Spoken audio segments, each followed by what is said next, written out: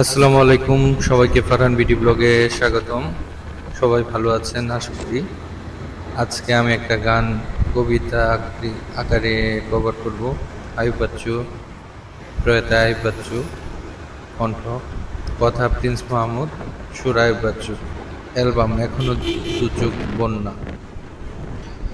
এই রূপালী রাত তারার মেলায় উকি দেয় মেঘের ভেলায়, উদাসী মন শুধু হারায়, মন প্রয়োজনে অনুভব অপার, নিবিড় এই বাঁধনের বন্যায় দূরে আছি আমারই আশায়।